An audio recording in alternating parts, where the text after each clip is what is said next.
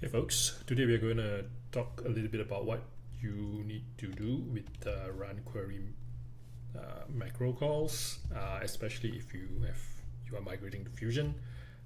Things are changing a little bit, so this is what we'll have to do.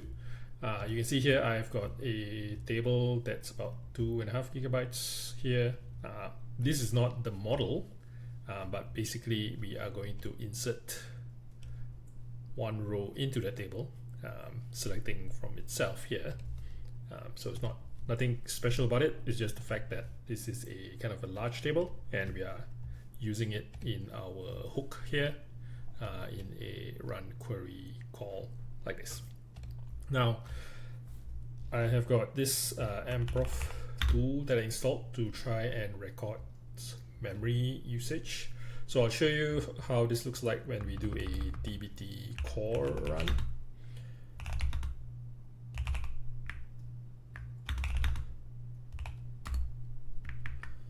Okay, so I'm going to,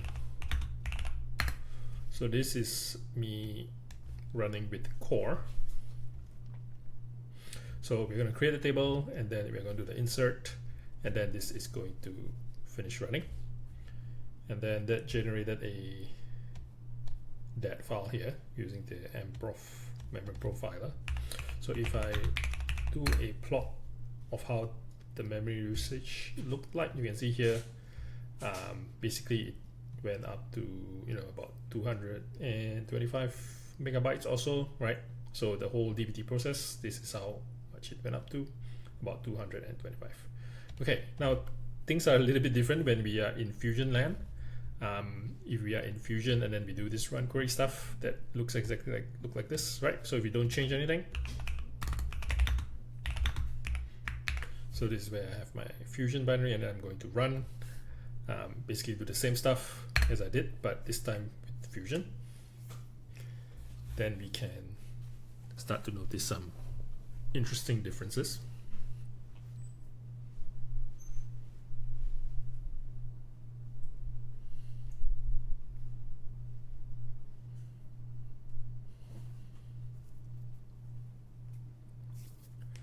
So you'll notice that we are actually taking quite a bit more time.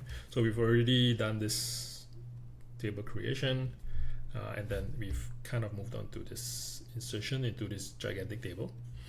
Now what Fusion tries to do is it tries to pull this table back, because you're doing run query here.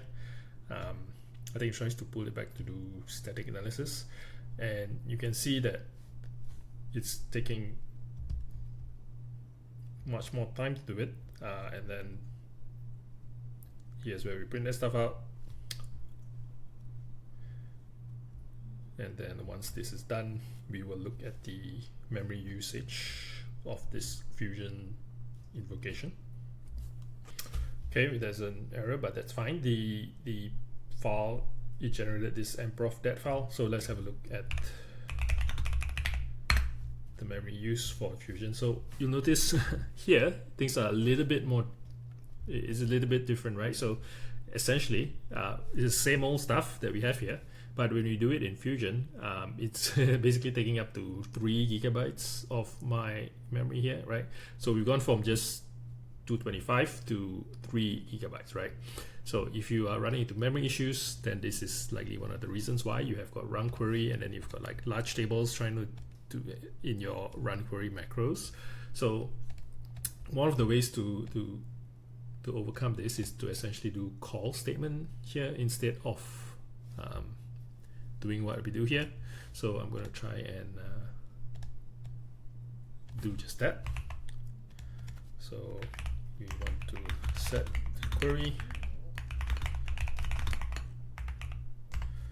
and then we'll pull this out.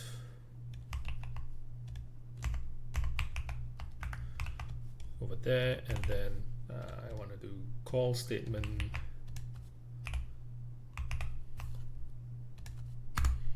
with fetch results as false, right?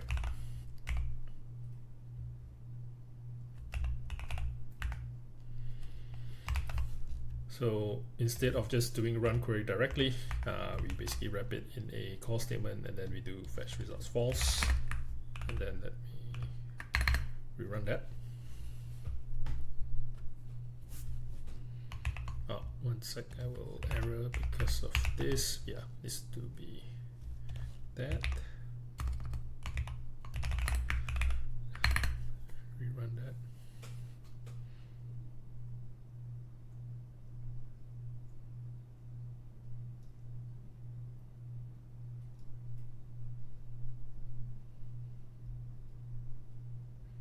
Then it finished, hunky-dory, and then let's run the plot, and you can see here, in fact, the Fusion run took up less memory, right? So you can see here, went up to 120, or well, about the same really. But you can see that it's no longer doing like 3 gigabytes worth of, it's not using that much memory anymore, and so things work fine. Now, in Fusion, you can see like basically the run query macro is a wrapper around call statement, and then here normally it says fetch results true. So essentially we're trying to fetch the result of this large table here back into the dbt side. It's just that dbt-core kind of ignores it, but Fusion does not. So if you run into issues like this, be sure to kind of do a quick overwrite, or rather just kind of replace your run query with something that looks like this, and then you will be fine. Thank you.